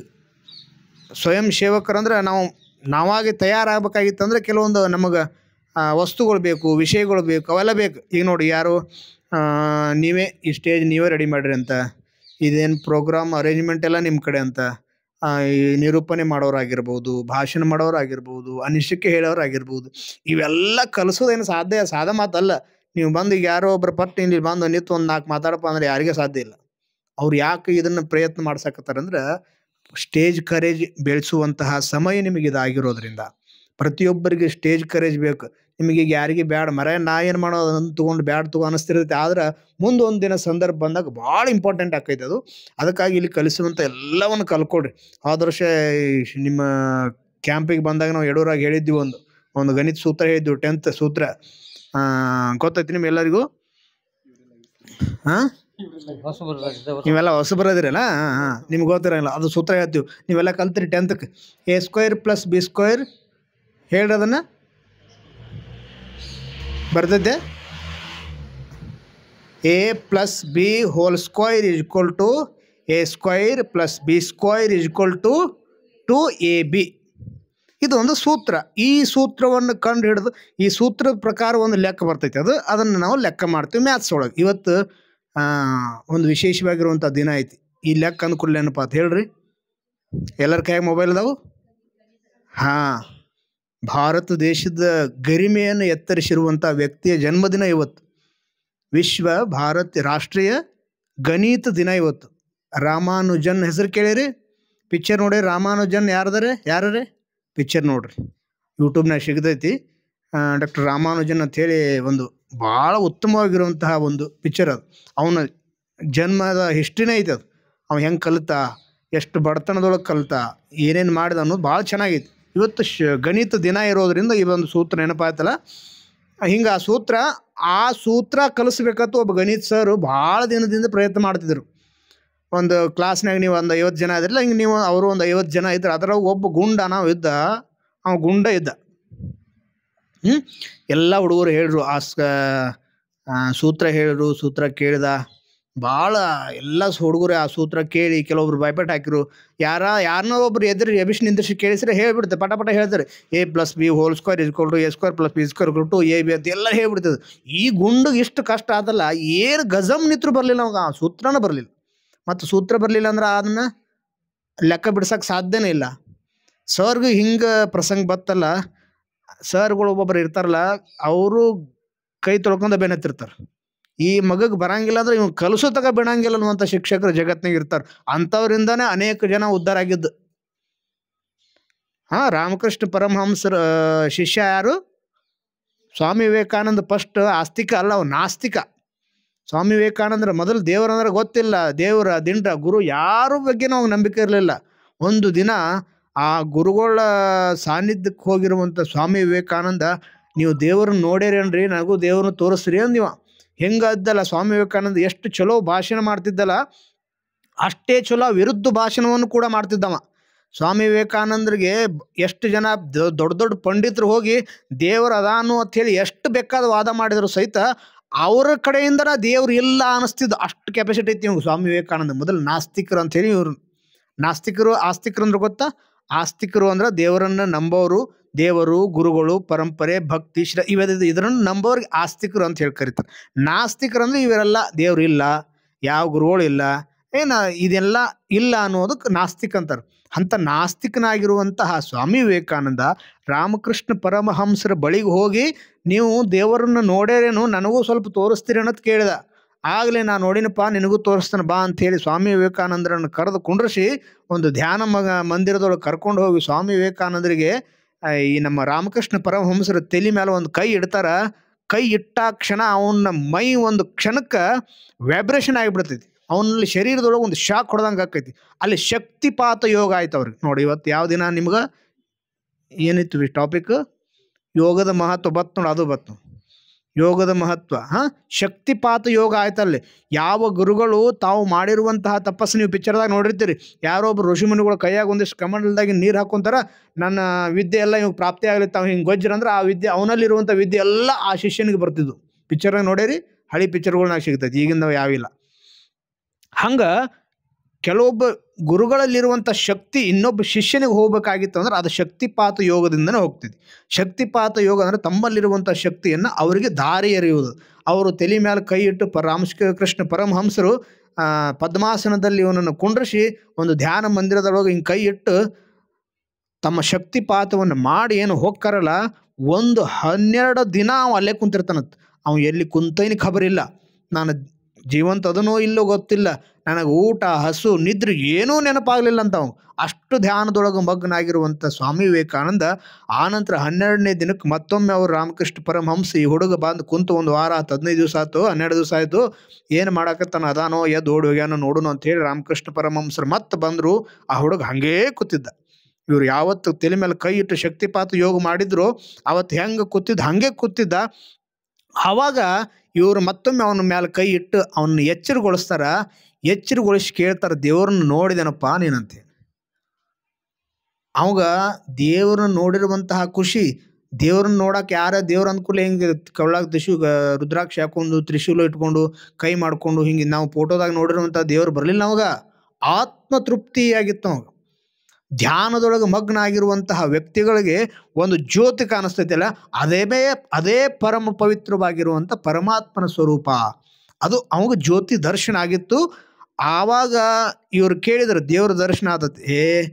ನಾನು ಇಲ್ಲಿವರೆಗೂ ದೇವರು ಇಲ್ಲ ಅನ್ನುವಂಥದ್ದು ವಾದವನ್ನು ಏನು ಮಾಡ್ತಿದ್ನಿ, ಇವತ್ತಿಗೆ ನನ್ನ ಆ ವಾದ ಸುಳ್ಳಾಯಿತು, ದೇವರು ಇದ್ದಾನೆ ಅಂಥೇಳಿ ಅವನ ಕಾಲಿಗೆ ಬಿದ್ದರು. ಅವರು ಸುಮ್ಕೊಂಡ್ಬೇಕಿಲ್ಲ ರಾಮಕೃಷ್ಣ ಪರಮಹಂಸರು. ದೇವ್ರು ನೋಡಿ ನೀನು? ನೋಡಿನ್ರಿ. ಹಂಗಾದ್ರೆ ತೋರಿಸು ಅಂದರು. ತೋರಿಸು ಅಂದರು. ಖರೆ ನಾನು ನೋಡೇನಿ, ಖರೆ ಅದನ್ನು ತೋರ್ಸಕ್ಕೆ ಆಗಂಗಿಲ್ಲ, ಅದನ್ನು ಅದು ಅಸಾಧ್ಯ ಐತಿ ಅಂಥೇಳಿ ನೀವು ಸ್ವಾಮಿ ವಿವೇಕಾನಂದರು ಹೇಳಿದ. ಅದ್ರ ಜೊತೆಗೆ ಈ ರಾಮಕೃಷ್ಣ ಪರಮಹಂಸರು ಮತ್ತೊಂದು ಬೋಧನೆಯನ್ನು ಮಾಡಿದರು. ದೇವರು ಇದಾನಲ್ಲ, ಅದ್ರ ಜೊತೆಗೆ ನಿನ್ನಲ್ಲಿರುವಂತಹ ಜ್ಞಾನ ರೂಪವೇ ದೇವರು. ಇನ್ನು ಮೇಲೆ ನೀ ಏನು ಮಾಡ್ತೀಯ ಅಂದ್ರೆ, ಇಲ್ಲಿವರೆಗೂ ನಾಸ್ತಿಕನಾಗಿರುವಂಥ ನೀನು ಇನ್ನು ಮೇಲೆ ಆಸ್ತಿಕನಾಗು, ನಿನ್ನಲ್ಲಿರುವಂತಹ ಜ್ಞಾನರೂಪಿ ಭಗವಂತನನ್ನು ಜಗತ್ತಿಗೆ ಬಿತ್ತರಿಸು ಅಂತೇಳಿ ಆಶೀರ್ವಾದ ಮಾಡಿ ಆ ರಾಮಕೃಷ್ಣ ಪರಮಹಂಸರು ಸ್ವಾಮಿ ವಿವೇಕಾನಂದನ ಕಳಿಸ್ಕೊಡ್ತಾರೆ. ಆವತ್ತಿನಿಂದ ಜಗತ್ತಿನಲ್ಲಿ ಈಗ ಅವರ ದೇಹ ಅಂತ್ಯವಾದರೂ ಸಹಿತ ಅವರ ಜ್ಞಾನ ಶಕ್ತಿ ಮಾತ್ರ ಇನ್ನೂ ಕೆಲಸ ಮಾಡಕತ್ತಿದೆ. ಇಡೀ ಭಾರತ ದೇಶದಲ್ಲಿರುವಂಥ ಎಲ್ಲರಿಗೂ ಕೂಡ ನಮ್ಮ ಸ್ವಾಮಿ ವಿವೇಕಾನಂದರ ಆದರ್ಶಗಳು, ಸ್ವಾಮಿ ವಿವೇಕಾನಂದರು ನಡೆದಿರುವಂತಹ ದಾರಿ ಅದೆಲ್ಲರಿಗೂ ಕೂಡ ಆದರ್ಶವಾಗಿ ಇನ್ನೂ ಕೆಲಸ ಮಾಡಕತ್ತಿದೆ. ಯಾವ ವಿಷಯಕ್ಕೆ ಬಂತ್ರಿ ಇದು? A + B² ಅಲ್ಲಿಗೆ ಹೋಗಿತ್ತದು. ಅದೊಂದು ನಿಮ್ಗೆ ಪ್ರಸಂಗ ಹೇಳ್ತು. ಟೈಮ್ ಆಯಿತು ಸಾಕಲ್ಲ, ಈಗ ನಿಮ್ಗೆ ಸಾಕಾಗಿರ್ತೈತಿ ಮರ, ಏನು ಕೊರ್ಯಾಕತ್ತಾರಪ್ಪ ಅಂತೇಳಿ ಮನಸ್ಸಿನಾಗ ಅಂತಿರ್ತೀರಿ. ಥೋ ಮರ ಈಗ ಒಳ್ಳೆ ಚಲೋ ಕರ್ಕೊಂಬಂದ್ರು ಅಂತಿರ್ತೀರಿ ನೀವು. ಆದರೂ ಇದೊಂದು ಹೇಳ್ತೀವಿ ಸಾಕು. ಅದು ಆ ಗುಂಡು ಕಲಿಸಬೇಕಂತೇಳಿ ಇಂಥ ಒಬ್ರು ಶಿಕ್ಷಕರು ಗಂಟು ಬಿದ್ದರು. ಎಲ್ಲ ಹುಡುಗರಿಗೆ ಬಂತು, ಆದರೆ ಇವಾಗ ಒಬ್ಬಗೆ ಬರಲಿಲ್ಲ. ಸರ್ ಭಾಳ ಪ್ರಯತ್ನ ಮಾಡತ್ತೇನೆ ರೀ, ನನಗೆ ಬರೋವತ್ತು ಹೆಂಗೆ ಮಾಡೋದು? ಆ ಸೂತ್ರ ಭಯಪಟ್ಟು ಬಂದ್ರೇನ ಅವ್ರಿಗೆ ಲೆಕ್ಕ ಮಾಡೋಕೆ ಸಿಗ್ತೈತೆ. ಅದು ಇಲ್ಲಾಂದ್ರೆ ಲೆಕ್ಕ ಬರೋಂಗಿಲ್ಲ. ಒಂದು ದಿವ್ಸ ಇವ್ರು ವಿಚಾರ ಮಾಡಿದ್ರು, ಭಾಳ ಪ್ರಯತ್ನ ಮಾಡಿದ್ರಪ್ಪ. ಭಾಳ ಪ್ರಯತ್ನ ಮಾಡಿದ್ರು ಸಹಿತ ಅವ್ನು ಬರಲೇ ಇಲ್ಲ. ಕಡಿಗೆ ಇವರು ಹಿಂಗಾದ್ರಲ್ಲ, ಇವನಿಗೆ ಕಲಿಸೇ ಬಿಡುವಂಥದ್ದು ನಾನು ಪ್ರಯತ್ನ ಮಾಡ್ತಾನೆ. ಎಲ್ಲರಿಗೂ ಶಿಕ್ಷಕರು ಹೆಂಗ್ತವ್ರು ಇರ್ತಾರಂದ್ರೆ, ಶಿಕ್ಷಕರು ಹೇಳಿದ್ದನ್ನು ವಿದ್ಯಾರ್ಥಿಗಳು ಕಲಿತು ಹೋಗಿಬಿಟ್ರೆ ಅವರು ಉತ್ತಮ ಶಿಕ್ಷಕರಾಗಂಗಿಲ್ಲ. ವಿದ್ಯಾರ್ಥಿಗಳಿಗೆ ಶಿಕ್ಷಕರು ಹೇಳಿದ್ದು ತಿಳಿಲಿಲ್ಲ ಅಂದರೂ, ಶಿಕ್ಷಕರು ಹೇಳಿರುವಂತಹ ವಿಷಯ ವಿದ್ಯಾರ್ಥಿಗಳಿಗೆ ತಿಳಿಲಿಲ್ಲ ಅಂದ್ರೆ, ಆ ಹುಡುಗನಿಗೆ ತಿಳಿಸ್ಬೇಕಾಗಿತ್ತು ಅಂದರೆ ನಾವು ಹೆಂಗೆ ಹೇಳಬೇಕು ಅನ್ನುವಂತಹ ಚಿಂತನೆಯನ್ನು ಮಾಡಿ ತಿಳಿಲಾರದ ಹುಡುಗಿಗೂ ಕೂಡ ತಿಳಿಸುವಂತಹ ಪಾಠವನ್ನು ಬೋಧನೆ ಮಾಡುವಂಥ ಶಿಕ್ಷಕರೇ ಶ್ರೇಷ್ಠ ಶಿಕ್ಷಕರಾಗ್ತಾರೆ ಜಗತ್ತಿನೊಳಗೆ. ಅದಕ್ಕೆ ಇವರು ಒಬ್ಬರು ಹಿಂಗೆ ಗಂಟು ಬಿದ್ರಲ್ಲ, ಆ ಗುಂಡಿಗೆ ಬಿಡಬಾರ್ದು ಅಂದ್ರೆ ಅವ್ರು ಒಂದು ದಿವ್ಸ ಕರೆದ್ರು. ಹೇಳೋ ಸೂತ್ರ A² + CB ಏನೋ ಹಿಂಗೆ ಅಂದವ, ಬಾಯಾಗ ಬರಲಿಲ್ಲ. ಅದಕ್ಕೆ ವಿಚಾರ ಮಾಡಿ ಇವ್ರು ಬಾರೋ ಇಲ್ಲ, ಯೋಜಕ ತತ್ರ ದುರ್ಲಭ ಅಂಥೇಳಿ ಸಂಸ್ಕೃತದಾಗ ಒಂದು ಮಾತು ಬರ್ತದೆ. ಯೋಜಕ ತತ್ರ ದುರ್ಲಭ. ನೋಡ್ರಿ, ಇವತ್ತು ನಾವು ಒಂದು ಅದ ಸ್ಥಾನದೊಳಗೆ ಅದೀವಿ. ಯೋಜಕ ತತ್ರ ದುರ್ಲಭ. ಇವತ್ತು ಮಗದುಮ್ ಯೋಗ ಶಿಕ್ಷಕ ಭಾರಿ ಚಲೋ ಯೋಗ ಮಾಡ್ತಾನೋ, ನಮ್ಮಲ್ಲಿ ಕರಿಸಿರ್ತಿ ಬಂದಿದ್ದ. ಭಾಳ ಉತ್ತಮವಾಗಿರುವಂಥ ಯೋಗ ಶಿಕ್ಷಕ. ಇಲ್ಲಿ ಅಷ್ಟೇ ಅಲ್ಲ, ಬೇರೆ ಬೇರೆ ದೇಶಕ್ಕೂ ಕೂಡ ಯೋಗ ಕಲಿಸಿ ಬಂದನು. ಅವನು ಕೂಡ ನಮ್ಮ ಹತ್ರ ಬಂದಿದ್ದ, ಸಂಸ್ಕೃತ ಕಲಿತಾನ. ಅವನು ಕೂಡ ಸಂಸ್ಕೃತ ಕಲಿಬೇಕನ್ನುವಂಥ ಇಂಟ್ರೆಸ್ಟ್. ಯಾಕಂದ್ರೆ ಯೋಗದೊಳಗೆ ನಾವು ಯೋಗಾಭ್ಯಾಸ ಮಾಡುವಂಥ ಸಂದರ್ಭದೊಳಗೆ ಯೋಗದೊಳಗೆ ಕೆಲವೊಂದು ಸಂಸ್ಕೃತ ಶ್ಲೋಕಗಳು ಬರ್ತಾವಲ್ಲ, ಅದನ್ನು ಕಲಿಯುವಂಥ ಇಚ್ಛೆಯಿಂದ ಅವನು ನನಗೆ ಸಂಸ್ಕೃತ ಕಲಿಸ್ರಿ ಅಂತ ಹೇಳಿ ಅಲ್ಲಿ ನಮ್ಮ ಗುರುಕುಲಕ್ಕೆ ಬಂದಿದ್ದ. ಅವನು ಸಲುವಾಗಿ ಒಬ್ಬಗೆ ಆಗಲ್ಪ ಅಂದಾಗ ಅವನೇ ಒಂದು 10-20 ಜನ ಅವ್ರವ್ರ ಊರೊಳಗೆ ಒಂದು ಶಾಲೆ ಒಳಗೆ ಒಂದು 50 ಜನರಿಗೆ ಕೂಡಿಸಿ ದಿನ ಅಲ್ಲಿ ಸಂಸ್ಕೃತ ಪಾಠ ಮಾಡೋಕೆ ಹೋಗಿದ್ದಿ ನಾವು. ಅವ ಇಂತಹ ಯೋಗ ಶಿಕ್ಷಕ ಅಂದರೆ ಬಹಳ ಅದ್ಭುತವಾಗಿ ಯೋಗ ಮಾಡ್ತಾನೆ. ನಾವು ಎಲ್ಲ ಥರ ಯೋಗ ಮಾಡ್ತಾನೆ.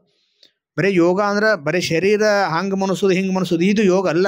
ಯಾವ ಶರೀರವನ್ನು ಎಲ್ಲಿ ಮನಸಿದ್ರೆ ಯಾವ ಫಲ ಪ್ರಾಪ್ತಿ ಆಕೈತೆ ಅನ್ನೋದು ಭಾಳ ಇಂಪಾರ್ಟೆಂಟ್. ಅದಕ್ಕೆ ಯೋಜಕ ತತ್ರ ದುರ್ಲಭ. ಅಂತಹ ಮಗ್ದುಮ್ ಅನ್ನುವಂತಹ ಒಬ್ಬ ಯೋಗ ಶಿಕ್ಷಕ ಇವತ್ತು ಬೇರೆ ಕಡೆ ಎಲ್ಲಿ ಹೋಗ್ಬಿಟ್ಟ, ಅವ್ರ ಜಾಗ ಖಾಲಿ ಆತಲ್ಲ. ಶಿಕ್ಷಕರು ಎಷ್ಟು ಹುಷಾರಿರ್ತಾರೆ ನೋಡ್ರಿ, ನಿಮ್ಮ ಸರ್ಗಳು ಎಷ್ಟು ಹುಷಾರಿದ್ದಾರೆ ನಿಮ್ಗೆ ಗೊತ್ತಾಗುತ್ತೆ. ಈ ಕುರ್ಚಿ ಯಾವನ ಸಲುವಾಗಿತ್ತಿದು? ಬರಲಿಲ್ಲ ಪಾಪ, ಎಲ್ಲ ಅನಿವಾರ್ಯ ಆಗಿ ಒಂದು ಕಾರ್ಯಕ್ರಮಕ್ಕೆ ಹೋದ್ರು. ಈ ಜಾಗ ಖಾಲಿ ಉಳಿತಲ್ಲ, ಈ ಜಾಗದ ಒಂದು ಬಿಟ್ಟಸ್ತ ತುಂಬಬೇಕಲ್ಲ, ಬಿಟ್ಟಸ್ತ ತುಂಬಬೇಕಲ್ಲ. ಪಟ್ಟ ನಮಗೆ ಫೋನ್ ಹಚ್ಚಿರಿ, ನಾವು ನಮ್ಮನ್ನ ಕರೆಸಿರಿ ಹೋಗಿ. ಈ ಯೋಜಕ ತತ್ರ ದುರ್ಲಭ. ಯಾವ ಜಾಗದೊಳಗೆ ಏನನ್ನು ತುಂಬಬೇಕನ್ನುವಂಥ ಕೆಪಾಸಿಟಿ ಯಾರಿಗಿರ್ತೈತೆ ಅವರು ಒಳ್ಳೆ ಉತ್ತಮ ಶಿಕ್ಷಕರಾಗ್ತಾರೆ. ಅದಕ್ಕೆ ಇವನು ತಲೆಯಾಗ ಆ ಒಂದು ಸೂತ್ರ ಕಲಿಸೇ ಬಿಡಬೇಕನ್ನುವಂಥ ಹಠಕ್ಕೆ ಬಿದ್ದುವಂಥ ಶಿಕ್ಷಕರು ಏನು ಮಾಡ್ತಾರೆ ಅಂದ್ರೆ, ಒಬ್ಬನ ಅವ್ನು ಕರೆಸಿ ಬಾರ ಗುಂಡ ಅಂತೀರಿ ಅವ್ನು ಕರೆದು ಹೆಗಲ ಮೇಲೆ ಕೈ ಹಾಕಿ ಇವತ್ತೇನು ನಾಷ್ಟ ಮಾಡಿದಪ್ಪ ಅಂದರು. ಹರ್ಯಾಗ ಅವರವ್ವ ಇಡ್ಲಿ ಮಾಡಿದ್ಲು, ಫಸ್ಟ್ ಕ್ಲಾಸ್ ಇಡ್ಲಿ ಹೊಡೆದು ಬಂದಿದ್ದ. ಇಂಥ ನಕ್ಕೋ ತೆಗೆದು ಇಡ್ಲಿ ತಿಂದೇನು ರೀ ಅಂದವ. ಹೌದಾ, ನಿನಗೆ ಅದು ಒಟ್ಟು ಸೂತ್ರ ಬರವತ್ತಿಲ್ಲ ಅಂದನು. ಬರವತ್ರಿ, ಭಾಳ ಪ್ರಯತ್ನ ಮಾಡಿರಿ. ನಶಿಗೆ ನಾನು 4 ಗಂಟೆ ಇದು 100 ಸಾರಿ ಓದಿನಿ ರೀ, ಆದ್ರೆ ಆ ಸೂತ್ರ ಅದು ನನಗೆ ಬರವತ್ರಿ ಸೂತ್ರ, ನಿನಗೆ ಇವತ್ತು ಕಲಿಸ್ತೀವಿ ಅಂತಂದ್ರಿ ಇವ್ರು. ಹೆಂಗೆ ಕಲಿಸ್ರಿ, ನಾವು ಭಾಳ ಅದ ಬೇಕಾಗಿತ್ತು ನನಗೂ. ಕಲಿಸುವಂತಹ ಕೆಪಾಸಿಟಿ ನೋಡ್ರಿ. ನೀವೆಲ್ಲರೂ ಒಬ್ಬರ ಮುಂದೆ ಏನೋ ಶಿಕ್ಷಕರಾಗ್ಬೋದು, ಇಂಜಿನಿಯರ್ ಆಗ್ಬೋದು, ಡಾಕ್ಟರ್ ಆಗ್ಬೋದು, ಯಾವುದೇ ವೃತ್ತಿ ಒಳಗೆ ಹೋದರೂ ನಿಮ್ಮಿಂದ ಕಲಿಯುವಂಥವ್ರು ಒಬ್ಬರು ನಿಮಗೆ ಸಿಗ್ತಾರೆ. ನೀವು ಇನ್ನೊಬ್ರಿಗೆ ಕಲಿಸುವಂಗೆ ಆಗೇ ಆಗ್ತೀರಿ ಒಂದು ದಿನ. ಆದ್ರೆ ಕಲಿಸುವಂಥವ್ರು ಆಗಬೇಕಾಗಿತ್ತು ಅಂದರೆ ಯಾವ ರೀತಿ ಕಲಿಸ್ಬೇಕು ಅನ್ನೋದನ್ನು ಕಲಿಬೇಕಾಗಿತ್ತು. ಇಂಥ ಶಿಕ್ಷಕರಿದ್ರಲ್ಲ, ಅವನು ಕರೆದ್ರು, ಏನು ನಾಷ್ಟ ಮಾಡಿಯಪ್ಪ? ಇಡ್ಲಿ ಮಾಡೇನ್ರಿ. ಹೌದಾ, ಇಡ್ಲಿ. ಆಮೇಲೆ ಇಡ್ಲಿ ಒಂದೇ ತಿಂದೇನು ನೀನು ಅಂದ್ರೆ, ಇಲ್ಲರಿ ಚಟ್ನಿ ಮಾಡಿರಿ, ಕೊಬ್ಬರಿ ಚಟ್ನಿ ಭಾಳ ಚಲೋ ಆಗಿತ್ತು ರೀ, ಅದನ್ನೂ ಒಂದು ತಿಂದೀನಿ ರೀ. ಅದ್ರಾಗ ಹಿಂಗೆ ಚಟ್ನಿ ಹಚ್ಕೊಂಡು ನಾ ಇಡ್ಲಿ ತಿನ್ನಿರಿ. ಅಂದರು. ನೋಡಪ್ಪ, ಆ ಸೂತ್ರ ಬೇರೆ ಏನಿಲ್ಲ, ಅದು idli plus chutney, idli plus chutney bracket whole square. Idli plus chutney whole square = idli plus chutney = 2 idli chutney. ಇಷ್ಟೇನು ಬೋರ್ಡ್ ಮೇಲೆ ಹೇಳಿ ಅವ್ರು ಬರೆದು ಬಿಟ್ರಲ್ಲ, ಅವನು ತಲೆಯಾಗ ಹಿಂಗೆ ಕೂತಲ್ಲ, ಕಲ್ಲಿನ ಮೇಲೆ ಕೆತ್ತಿದ್ರೆ ಎಷ್ಟು ವರ್ಷಾನುಗಟ್ಲೆ ಉಳಿತಿತ್ತು ಅಷ್ಟು ಫಿಕ್ಸಾಗಿ ಅವನ ತಲೆಯಾಗ ಉಳಿತು. ಇಡ್ಲಿ ಚಟ್ನಿ ಹಿಂಗೈತೆ ನೋಡ್ರಿ. ಕಲಿಸುವಂಥ ಗುಣ ಕೆಲವು ಶಿಕ್ಷಕರಲ್ಲಿ ಇರ್ತೈತಿ. ಇಡ್ಲಿ ಪ್ಲಸ್ ಚಟ್ನಿ ಈಗರೆ ಬತ್ತ ಅದು ಸೂತ್ರ A+B. ಎ ಅಂದ್ರೆ ಇಡ್ಲಿ, ಬಿ ಅಂದ್ರೆ ಚಟ್ನಿ, ಮುಗೀತಾ. ಏನೂ ಬೇರೆ ಅವಶ್ಯಕತೆ ಇಲ್ಲ ಅಲ್ಲಿ. Idli plus chutney whole square is equal to idli plus chutney is equal to 2 idli chutney ಅಂತ ಹೇಳಿ ಒಂದೇ ಒಂದು ಸಾರಿ ಹೇಳಿದ್ರಲ್ಲ, ಅವಾಗ ಸಾಯಿ ತಕ ನೆನಪುಳಿಯಂಗೆ ಭಯಪಟ್ಟ ಆಗಿಬಿಡ್ತು. ಅದೇ ಕ್ಷಣ ತಳ ಹೋಗಿ ಆ ಇಡ್ಲಿ ಚಟ್ನಿ ಸೂತ್ರ ಬರ್ಕೊಂಡು ನಾವು ಲೆಕ್ಕ ಬರ್ಕೊಂಡೇ ಬಂದುಬಿಟ್ಟು. ಇದು ಶಿಕ್ಷಕರಲ್ಲಿ ಇರುವಂಥ ಗುಣ. ಶಿಕ್ಷಕರು ಹಂಗಿರ್ತಾರಂದ್ರೆ ವಿದ್ಯಾರ್ಥಿಗಳು ಏನು ಸಾದ ಇರೋಂಗಿಲ್ಲ, ಭಾಳ ಕೆಟ್ಟಿರ್ತಾರೆ ವಿದ್ಯಾರ್ಥಿಗಳು. ಇದೊಂದು ಒಂದು ನೀವು ಭಾಳ ಕೂತು ಆ ಕಡೆ ಈ ಕಡೆ ಸೊಂಟ ಒಳ್ಳಾಡ್ಸಕತ್ತೀರಿ, ನಿಧಿ ಬರಾಕತ್ತ ಗೊತ್ತಾದ ನಮಗೆ. ಇದೊಂದು ಇದನ್ನು ಹೇಳಿಬಿಟ್ಟು ಬಿಡ್ತೀವಿ ನಾವು. ಏನಂದ್ರೆ ಇದೊಂದು ಹಾಸ್ಯ, ನೀವು ಸುಮ್ಮನೆ ನೀವು ತಲೆಯಾಗ ಇದನ್ನು ಮಬ್ಬು ಬಿಡಿಸೋ ಸಂಬಂಧ ಇದನ್ನು ಒಂದು ಹೇಳಿ ನಿಮ್ಗೆ ಬಿಟ್ಟು ಬಿಡ್ತೀವಿ. ಒಂದು ಕಾಲೇಜ್, ಅದು ನಿಮ್ಮಂಗೆ ಒಂದು ಕಾಲೇಜು. ಅಲ್ಲಿ ಕಾಲೇಜಿನೊಳಗೆ ಲೆಕ್ಚರರ್ ಒಂದು ಪಾಠ ಮಾಡ್ತಿದ್ರು. ಅದು ಇಂಜಿನಿಯರಿಂಗ್ ಕಾಲೇಜ್ ಇರ್ಬೋದು. ಆ ಇಂಜಿನಿಯರಿಂಗ್ ಕಾಲೇಜ್ ಇರೋದ್ರಿಂದ ಎಲೆಕ್ಟ್ರಿಕಲ್ ಬಗ್ಗೆ ಒಂದು ಪಾಠ ಮಾಡ್ತಿದ್ರು. ಎಲೆಕ್ಟ್ರಿಷಿಯನ್ ವಿಷಯದ ಬಗ್ಗೆ ಒಂದು ಪಾಠ ಮಾಡ್ತಿದ್ರು. ಇವರು ಸರ್ ಮತ್ತೆ ಎಲೆಕ್ಟ್ರಿಷಿಯನ್ ಬಗ್ಗೆ ಪಾಠ ಮಾಡುವಂಥ ಸಂದರ್ಭದಾಗ ಒಬ್ಬ ಮಾತ್ರ ಇದ್ದ, ಅವನು ಗುಂಡ ಮಗ. ಅವನು ಏನು ಮಾಡ್ತಿದ್ದಾನೆ, ಇವ್ರ ಪಾಠದ ಕಡೆ ಲಕ್ಷ್ಯ ಇರಲಿಲ್ಲ. ಅವನು ಬೇರೆ ಇವ್ರ ಪಾಠದ ಕಡೆ ಲಕ್ಷ್ಯ ಇಲ್ಲದ ಬೇರೆ ಕಡೆ ನೋಡೋದು, ಅಲ್ಲಿ ನೋಡೋದು, ನಿದ್ದೆ ಮಾಡೋದು, ಇದನ್ನ ಮಾಡ್ತಿದ್ದ. ಆವಾಗ ಶಿಕ್ಷಕರ ದೃಷ್ಟಿ ಅವನ ಮೇಲೆ ಹೋಯಿತು. ಇವ ಪಾಠದ ಕಡೆ ಲಕ್ಷ್ಯ ಇಲ್ಲಲ್ಲ, ಇವನು ಏನಾದರೂ ಗಪ್ಪ ನೀವು ಒಂದಿಟ್ಟು ಹುಷಾರು. ಹೆಂಗಂದ್ರೆ ಶಿಕ್ಷಕರ ಒಂದು ಗುಣ ಇರ್ತೈತಿ, ಏನಂದ್ರೆ ಯಾವುದೋ ಒಬ್ಬನ ವಿದ್ಯಾರ್ಥಿ ಲಕ್ಷ್ಯ ಈ ಕಡೆಯಿಂದ ಜರದ ಆ ಕಡೆ ಹೋಗಿತ್ತು ಅಂದ್ರೆ ಅದನ್ನು ಹೊಳ್ಳಿ ಹಿಡಿಬೇಕಂದ್ರೆ ಏನು ಮಾಡ್ತಾರೆ, ಏನೋ ಒಂದು ಆ ಕ್ವಶನ್ ಕೇಳ್ತಾರೆ ಆ ಪಾಠದೊಳಗೆ. ಅವನು ಹಂಗೆ ಏನು ಮಾಡಿ ಶಿಕ್ಷಕನ ಗುಂಡು ಎಬ್ಬಿಸಿ, ನಾ ಏನು ಪಾಠ ಮಾಡಕತ್ತೆ ಹೇಳು, ಏನು ಪಾಠ ಮಾಡಕತ್ತೆ ಹೇಳು ಅಂದ್ರೆ, ಇವರು ಎಲೆಕ್ಟ್ರಿಸಿಟಿ ಬಗ್ಗೆ ಅಂತ ಹೇಳಿ ಹಿಂಗೆ ಮಾಡಕತ್ತಿದ್ರಲ್ಲ, ಇವು ಏನಂದ ಸ್ವಲ್ಪ ಇವು ತೊದಲ್ತಿದ್ದ, ಶಬ್ದಗಳು ಉಚ್ಚಾರ ಮಾಡೋಕ್ಕೆ ಸರಿಯಾಗಿ ಬರ್ತಿದ್ದಿಲ್ಲ.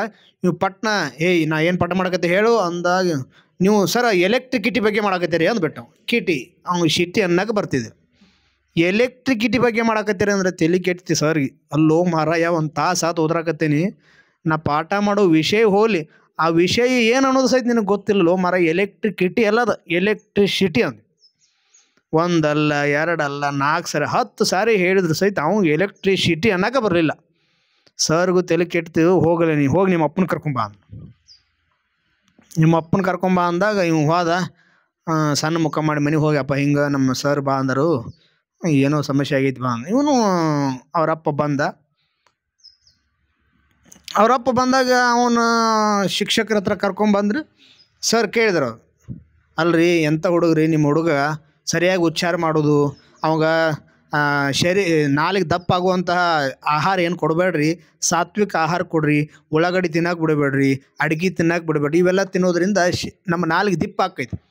ಇವೆಲ್ಲ ತಾಮಸ ಆಹಾರ. ಇಂಥ ಆಹಾರ ತಿನ್ನೋದ್ರಿಂದ ಮನುಷ್ಯ ಮಬ್ಬಾಕೈತಿ. ಅದಕ್ಕೆ ಇಂಥವು ಕೊಡಬೇಡ್ರಿ. ಅವಾಗ ನೋಡ್ರಿ ತಿರುಗಿ ಮುರುಗಿ ಒಂದು ಎಲೆಕ್ಟ್ರಿಸಿಟಿ ಅನ್ನಕ್ಕೆ ಬರುವತ್ತ ಅವಾಗ, ಹೆಂಗೆ ನೀವು ಎಂಥ ಮಗನ ಹಡ್ದಾರ ನೀವು ಅಂದ್ರೆ ಅವರು ಅಂತ. ಅವ್ರಪ್ಪ ಏನು ಮಾಡ್ಬೇಕು, ಇಲ್ಲಿ ಬಿಡ್ರಿ ಸರ, ಮತ್ತು ಅವಾಗ ಸ್ವಲ್ಪ ಗೆದಲಿಸ್ತಾನ, ಸ್ವಲ್ಪ ಮಬ್ಬದಾನ, ಅವಾಗ ಅದನ್ನು ಅನ್ನಕ್ಕೆ ಬಂದಿಲ್ಲ, ಅವ್ನ ಕೆಪಾಕಿಟಿನ ಅಷ್ಟೇ ಐತಿ ಬಿಡ್ರಿ ಅಂದ್ಬಿಟ್ರು ಅವ್ರು. ಅವ್ನ ಕೆಪಾಕಿಟಿನ ಅಷ್ಟೇ ಐತಿ ಬಿಡ್ರಿ ಅಂದ್ರೆ ಅವನು ಅವ್ರ ಅಪ್ಪನು ಇವ್ರಿಗೆ ಸರ್ಗೆ ಇನ್ನೂ ಒಂದಿಷ್ಟು ತಾಪ ಆಯ್ತು. ಅವನು ಎಲೆಕ್ಟ್ರಿಸಿಟಿ ಅನ್ನಂದ್ರೆ ಎಲೆಕ್ಟ್ರಿಕಿಟಿ ಅತ್ತಾನ, ಇವ್ ಕೆಪಾಸಿಟಿ ಅನ್ನೋದು ಬಿಟ್ಟು ಕೆಪಾಕಿಟಿ ಅತ್ತಾನ ಮಾರಾಯ ಅಂದ್ರೆ ಅವರು. ಇಂಥ ಸಾಕಾತ್ ಸರ್ಗೆ. ನಿಮ್ಗೆ ಹಿರಿಯರ ಮನ್ಯಾಗ ಯಾರು ಅದಾರನ ಅಂದ್ರೆ, ಇಲ್ರಿ ನಮ್ಮ ಅಜ್ಜ ಅದನ್ರಿ, ಅವನು ಕರ್ಕೊಂಬಲ್ಲ ಹುಡುಗ ಅಂದರು. ಹೋದ್ರು, ಅವನು ಕರ್ಕೊಂಬಂದರು. ಶಿಕ್ಷಕರು ಕೇಳಿದ್ರು, ಅಲ್ರಿ ನಿಮ್ಮ ಮೊಮ್ಮಗ ನೋಡ್ರಿ ಹಿಂಗೆ, ಮತ್ತು ನಿಮ್ಮ ಮಗಾರೇ ಸುದ್ದ ಅದಾನಂದ್ರೆ ಅವರು ಅದಾರ, ಹೆಂಗೆ ರೀ ನಿಮ್ಮದು ಏನು ಕೆಲಸ ಇಲ್ಲ ನೀವು ಅಂದ್ರೆ ಅವರು. ಆವಾಗ ಈ ಅಜ್ಜ ಏನು ಅನ್ಬೇಕು, ಸುಮ್ಮ ಇರ್ಬೇಕಿಲ್ಲ, ಸುಮ್ಮ ಇರ್ಬೇಕು ಬೇಡ. ನೀವೇನತ್ತಾನಂದ್ರೆ, ಇಲ್ರಿ ಅದು ಸಣ್ಣ ಹುಡುಗ ಐತಿ, ಅವಾಗ ಅನ್ನಕ್ಕೆ ಬರುವತ್ತು. ಇವನು ರೈತ, ಎಷ್ಟಿನ ಸಾಲಿ ಕಲ್ತೀನಿ, ನನ್ನ ಮಗನು ಅವನು ಕಲ್ತಿಲ್ಲ ಅಂತೇಳಿ ತನ್ನ ಮಗಗೆ ಚಲೋ ಕಾಲೇಜ್ ಕಳ್ಸ್ಯಾನ, ಅವನು ಸಾಲಿ ಕಲ್ಸಿಲ್ಲ. ಅವ್ರಿಬ್ರದ್ದು ಏನೋ ತಪ್ಪಾಗಿರ್ಬೋದು, ದಯಮಾಡಿ ಇದನ್ನು ಭಾಳ ಪಬ್ಲಿಕಿಟಿ ಮಾಡಬೇಡ್ರಿ ಅಂದ್ಬಿಟ್ರು. ದಯಮಾಡಿ ಇದನ್ನು ಭಾಳ ಪಬ್ಲಿಕಿಟಿ ಮಾಡಬೇಡ್ರಿ ಅಂತ ಸರ್ಗೆ ತಲೆ ಕೆಡ್ತು. ಮರ ನಿಮ್ಮ ಕಿಟಕಿಟಿನ ಬೇಡ ಹೋಗಂದ್ರೆ. ಅದಕ್ಕೆ ಸರ್ ಹೇಳೋದನ್ನು ಕಿಟಕಿಟಿ ಅಂತ ಹೇಳಿ ತಿಳ್ಕೊಬೇಡ್ರಿ ಯಾರು. ಅವ್ರು ಹೇಳುವಂಥ ಪಾಠ ಆಗಿರ್ಬೋದು, ಅವ್ರು ಕಲಿಸುವಂಥ ವಿದ್ಯೆ ಆಗಿರ್ಬೋದು, ಈ NSSನಲ್ಲಿ ಕೆಲವು ನಿಯಮಗಳು ಇರ್ತವೆ, ರೂಲ್ಸ್ ಇರ್ತವೆ, ಇವೆಲ್ಲ ಇದ್ದೇ ಇರ್ತಾವಲ್ಲ. ಇವು ಹೇಳುವುದನ್ನು ಟಾರ್ಚರ್ ಅಂತ ತಿಳ್ಕೊಬೇಡ್ರಿ.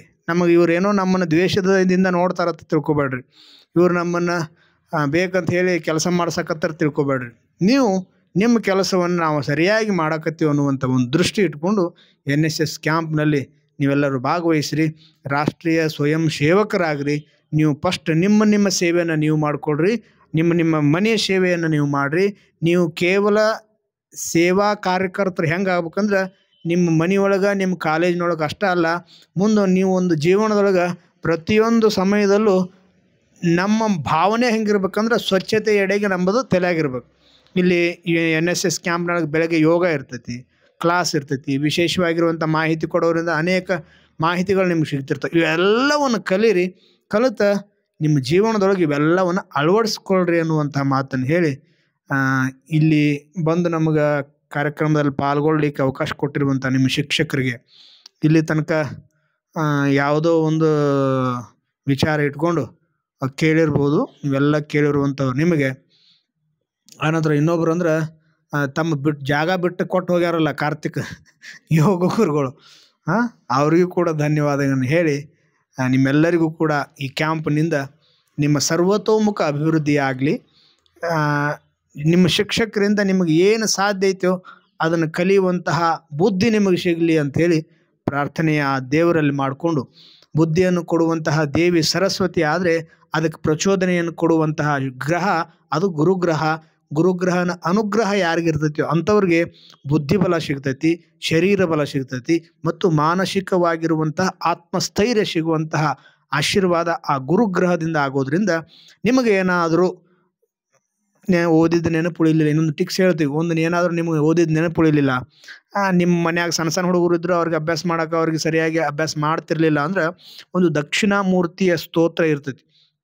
ಆ ದಕ್ಷಿಣಾಮೂರ್ತಿಯ ಸ್ತೋತ್ರವನ್ನು ನೀವು ಬೆಳಗ್ಗೆ 9 ಸಾರಿ ದಿನ 9 ಸಾರಿ ಓದಿದ್ರೆ ಸಾಕು, ನಿಮ್ಮದ ಜ್ಞಾನ ಮಟ್ಟ ಮತ್ತು ಬುದ್ಧಿ ಚುರುಕಾಗ್ತೈತಿ. ನೀವು ಮತ್ತು ನಿಮ್ಮ ಮನೆಯಲ್ಲಿರುವಂಥ ಮಕ್ಕಳಿಗೆ ಆ ಒಂದು ದಕ್ಷಿಣಾಮೂರ್ತಿಯ ಮಂತ್ರವನ್ನು ಎಲ್ಲರೂ ಕೂಡ ಪಠನೆ ಮಾಡೋಕ್ಕೆ ಸಾಧ್ಯ ಇದ್ರೆ ಮಾಡಿರಿ ಅನ್ನುವಂಥದ್ದನ್ನು ತಿಳಿಸಿ ನಮ್ಮ ಮಾತುಗಳನ್ನ ಮುಗಿಸ್ತೀವಿ. ನಮಸ್ಕಾರ.